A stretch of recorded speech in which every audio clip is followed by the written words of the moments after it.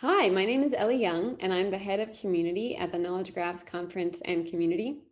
If you haven't heard about KGC, we're a digital media brand focusing on convening conversations around knowledge technologies and creating cutting edge content. In addition to our yearly conference, we also host a Slack with nearly 1,000 members in it, where academics, industry professionals, enterprise adopters, and students come together to learn about these technologies and share, collaborate, and work together. We also run a variety of lo-fi events like Knowledge Espresso, which is a weekly informal chat with a member from the community, office hours, book clubs, a newsletter, and a variety of other partner events. So if you haven't engaged with us yet, reach out on social media and we'll get you involved in that Slack and attending some events. Today, we're going to hear from Janez on QKnows Knowledge Graph. We're really lucky to hear from Janez today. He has experience dating back to 1987 when he built the first graph backend. So all of his degrees are in algorithmic graph theory, and he's been working on knowledge graphs at scale at BASF. So Janez, take it away. Hi, everybody. Good morning, good afternoon to everybody around the world that has taken time to watch this presentation. My name is Janez, and I have been working on a knowledge graph at BASF. As you can see, it's quite a large graph. We have 5 billion nodes and 50 billion relationships, and receiving weekly updates at about 500 million relationships at a time. So let's see what we have done so far. Well, the graph has three main data sets. One is the world literature data, so all the journal articles that have been published, and there's almost 100 million of them. And this data set is confidential by contract provided by publishers. We have a patent data set. That one is public, and there's 130 million documents. We also have 0.4 million BASF reports, so comparatively a lot smaller data set. However, that much more confidential, I would guess. So on top of all three data sets, there is a set of synonyms that have been generated through text processing.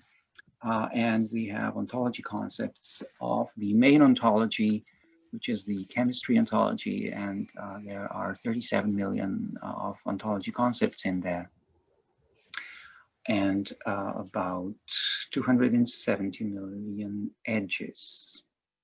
Yeah, so let's look at a more detailed structure of the graph.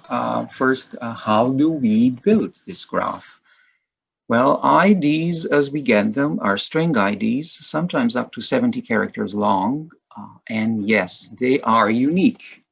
So that makes one task done. We have unique IDs, but we have to convert them into a more manageable data format. This is longs, and this ID mapping takes place at a cost of, well, 20 hours or so, 1 day of processing. But we do get IDs in the form of longs, which is a significant data saving compared to the initial string IDs. At the same time, we pull ontologies into the graph and all the labels and the new synonyms coming from text mining. Because we are interested as a first task of traversal that we will be doing in author disambiguation, we also add meta nodes, which are nodes connecting all the instances of authors with the same string name. Because we also want to know which would be possible candidates of different kind of strings that would correspond to the same actual person. We build also fuzzy nodes and relationships. So this whole conversion process takes about a day now for the full data set. And when we do an import as a second stage of this custom loader, As a result, we get a 7 terabyte NeoStore, and this import gets done in 2 days and 13 hours. So what did we import? Well, the numbers differ slightly, but roughly, now we are in the latest incarnation at 5 billion nodes and 50 billion edges, if we round that, and around 20 billion properties.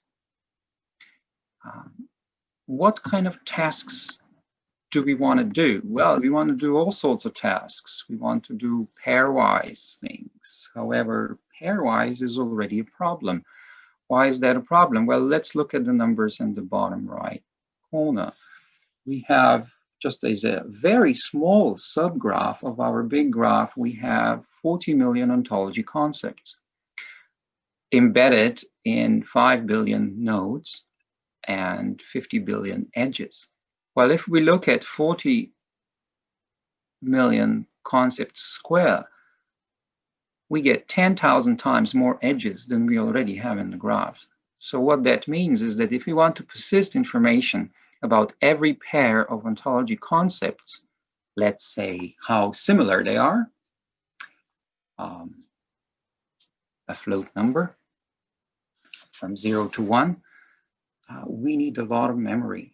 And these things are possible today with, however, with a lot bigger budgets that we have.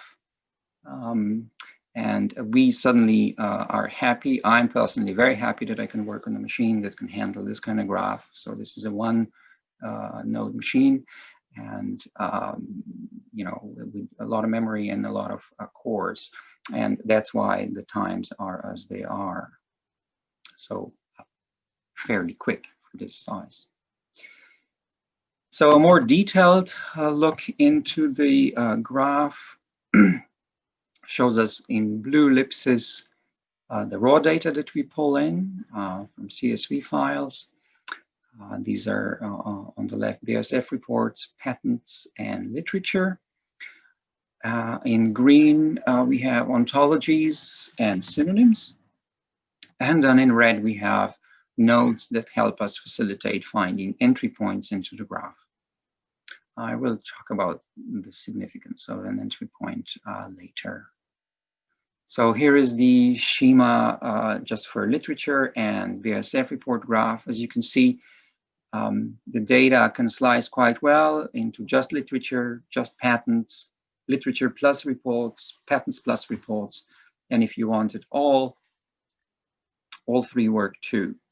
Now, most of the edges are coming from detailed annotations. And if you don't need detailed annotations for a synonym of each synonym's occurrence in each document, and you're happy with the overall document annotation of a particular synonym for a particular document, then you are saving yourself a lot of edges, about 20 billion. So the graph halves again. So the slicing is done very clean and in a very intuitive, natural manner. So what have we done so far in terms of traversals in this kind of graph?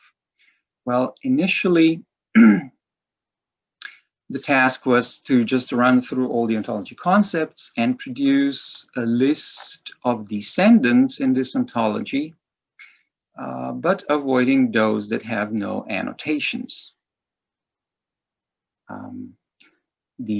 Just to mention, the ontology graph is a directed acyclic graph, so there are no cycles, and therefore there is analogy with a tree structure, and one can go top down, bottom up, things like that. So we have many options. No matter what we have done, if we use a Neo4j server instance and fire off requests for children of a particular node, it takes for a 2 million species ontology about 6 hours. And that is, of course, too slow. So we had to then build, I had to build an embedded Neo4j instance. That means that Neo4j server is embedded into my Java code. Yeah, most of you will know, you require a build tool. Because of security, we also need to separate code building and data storage. So this is done on 2 different machines. Therefore, the code needs to be deployed. Of course, it's deployed via Docker. So you can see there's various stages in the pipeline just to facilitate this kind of work. I should mention, yes, we are using an enterprise version. So once that was done, the traversal to get all the children into the memory of 40 million subgraph took about 10 minutes, and to complete the whole task of creating the subsets as described before was another 10 minutes, and 10 minutes of pre-processing and post-processing together lead to 30 minutes of total time for this task. Another task I've done that's of global nature, so global in terms of not all the nodes or all the edges, but global in terms of all the nodes of a particular label, was also done on the ontology subgraph, and that was to pre-compute the distance to the root of ontology and store that back in the graph so that we have it persisting. Well, the first attempt was done using epoch periodic iterate. That unfortunately runs out of transaction space on a 2 terabyte machine. Even if I just use 1.25 million nodes at a time, so the batches would be then 10,000 per core. So we had to find a different way, and because everything's running out of Java code, it was actually fairly easy to produce a highly parallelized, efficient code that from the memory, so a list of IDs with corresponding path lengths, records this in the graph in 120 seconds for all the nodes. And in this case, htop landscape is all green for all 128 cores. So that worked really well, and we can see that we can do things fast, also at this scale. Now, what would be the next step? Well, can we record a property for every pair of ontology concepts? As I pointed out before, that's 40 million square, and at this point, we don't have the funds to, have access to 10,000 times bigger memory footprint than what we have. So this will have to wait a little bit. And therefore, we then focus on local traversals and explore the landscape of that. So what we would like to do is respond to a user typing a name online, and we can then have a lookup for every additional character. We look up in the full text that's in the index that's pre-built on meter report authors. And in the case of this kind of input, XCharts, we get 4 hits that are sorted by the score. So one has to be careful how we interpret the score, but let's pause with this for a second and let's see what we get from one of these instances. So if we now use an entry point into the graph, which is the ID of the node, that's the Neo ID. The access is instant, pretty much, yeah. And here we see now all the instances of report authors that we have with the same string name. And furthermore, if we go now one step further away, these are now reports in green. And one more step, we have organizational units. Of course, now we could group organizational units according to meta report organizational units. And here we are. You can see that there are groupings happening. And if we pull the meta nodes out, we get this sort of image that now tells us how we can fan out from a meta node on the author to the meta organizational nodes and try to figure out which person is from which instance belongs to which department, and therefore calculate the likelihood that two instances are actually the same person. Okay, we can do similar with the organizational units as we did with authors. We build fuzzy organizational units nodes. These are in blue. And as you can see, here we have only a single connection to the meta node. Of course, with the size of report data set, one could pre-build the fuzzy connections, which would be joining the fuzzy nodes with all other possible candidates with similar string name. However, for the literature and patents, that's already a daunting task.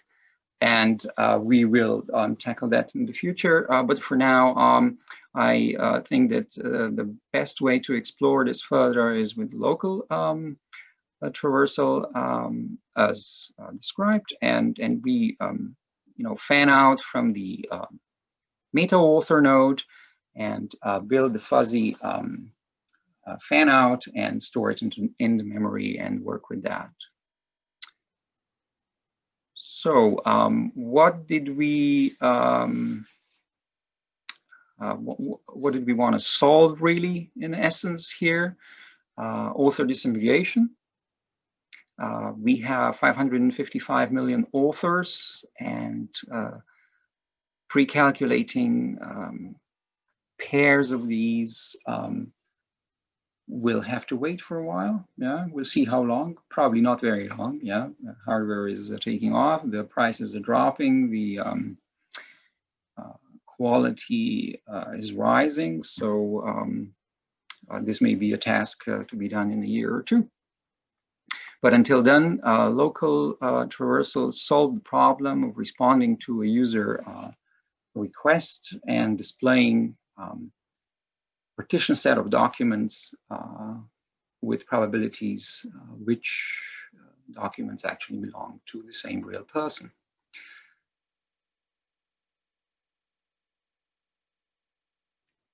So in order to facilitate that, we need to build a few indices. Here I'm showing just two examples. On meta nodes, we build a full text index on the names, and we also build a native index in case you need to do some offline searching, dealing with your code in partial results. But in the online procedure, one only needs a full text index. So here is the scored list of hits, and you can see that one has to be very careful of how you determine the score cutoff, because your target name may be embedded in an author name with multiple authors. So yes, this is a problem of the data, and it should be solved ultimately on the normalization steps, and hopefully we will manage to do that. This is not part of my task, but for now, this code needs to live with it, and we need to be aware of pitfalls that are coming from not very well structured data sometimes. And the percentage of this is not very high, it's less than 1, but you do hit it, and you may have an unhappy user then. So now let's look at a particular signal. I will show an example of ontology concept signal. So we have two document nodes here, which are associated with the same author name. Yeah, and we want to decide whether these two documents are likely to have been written by the same person. So in the background, I have an ontology concept similarity. And these two documents happen to have a similarity of 0.65.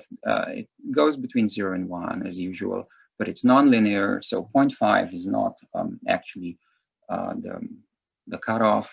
Sort of the middle line is about 0.25. Anyway, this is just a side info. The numbers really don't matter that much. What matters is what this picture represents. So here we have the ontology concepts which have been annotated from this document. And we are first, in this case, looking at ontology concepts directly connected to the document. So one away, fan out. And then automatically there are the edges between them from both sides, if there are any. And so you can see that a number of concepts on the left and right have nothing in common. There are 3 and 4 that have things in common, and 3 that are directly related and appear in both documents. Now we can expand the length of is a path to 1, and we have a bigger picture, and we can see that these two documents have a fairly good overlap in terms of ontology concepts. If we go one step further, so you see in the cipher query, this number determines the length of the is a path. And let's go to 2. And here we already hit the root node as being a neighbor of one of the ontology concepts here that are 2 apart from the annotated one in the document. And you can see that the documents are talking about a very similar topic. So let's look at a pair of documents whose similarity is low. However, they do belong to the same actual person. And what that means, we'll discuss a little bit later. So there's no overlap in the initial stage, no overlap at the paths of length 1. The first overlap happens in the paths of length 2, and you can see that the intersection is only one path down here. So what does this mean? Well, both of these two distinct pairs are belonging to the same person, but the similarity is high for one pair and low for the other. Well, that just simply means that the person wrote 2 papers from the same topic and then 2 different papers that were from a different topic. So to say that a person with the same name has 2 documents that have a very high similarity, we can say, okay, yeah, with high probability, these 2 documents belong to the same actual person. However, if the similarity is low, we cannot conclude that this must be a different person. Because one person can be working on 2 different topics of chemistry, which is the case here for this example. So as we've seen, a recap, pairs that actually represent the same person, 2 documents on the left have a very high document similarity, 2 documents on the right have a low document similarity. And if we look at statistics, if we take the strong pair versus all other 28 ontology concepts that appear in the footprint of this person, this meta node, we can see the appearance of the 2 that are strong pair. These are the higher 2 pairs. and compare to the others. If we look at the distribution of scores, we see the effect of non-linearity of the similarity index. So therefore, 0.5 is not exactly the best cutoff level here, but maybe 0.3 or maybe 0.25, depending on your data. One would need to do some tests about it. So now let's see that two different persons can also have a higher similarity measure than the low one in the previous case, and that's one case just recapped on one slide. At the first distance, at distance zero distance of ontology concept, so only one ontology concept, path of length 1 and paths of length 2 on the left. So obviously from one signal, one cannot determine whether the two author instances are belonging to the same person or not. So therefore, we take more signals. We have more data. We have cited by data for the journals. We have patent family index data for patents, and we will be using various other signals to create a vector of then weighted signals in the evaluation function and determine the possible similarity of instances of authors.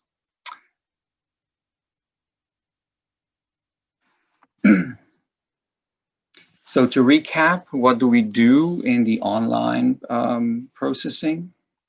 We follow up the user's input of the string name, and we then run a query in a full text index, which returns a list of ranked node IDs, and then follow each of these node IDs and fan out to, for example, organizations. And then we partition the author instances according to those that belong to the same organization, for example. And we can do that for various different signals, like ontology concept signal, organization signal, cited by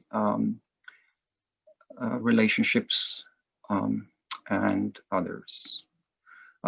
In the ontology concept similarity, we use the similarity measure based on the distances to the root. So you need to have a rooted subgraph. And yeah, I wouldn't go into detail about the similarity. Then we can use that similarity not only for ontology concepts, but we can use it in general for any kind of types of nodes, as long as we have a rooted subgraph. So here we have a meta-author instance in the literature and organizational groupings, and one of these groups belong to the person we are looking for, possibly more, but those who belong to the group up here, for example, are very likely to belong to the same person. Now, which of these partition sets is the one we're looking for is the task that we are facing. So you can see that it's not trivial.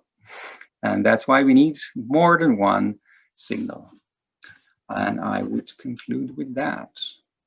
So thank you for listening. And if you have any questions, I'd be happy to answer via chat.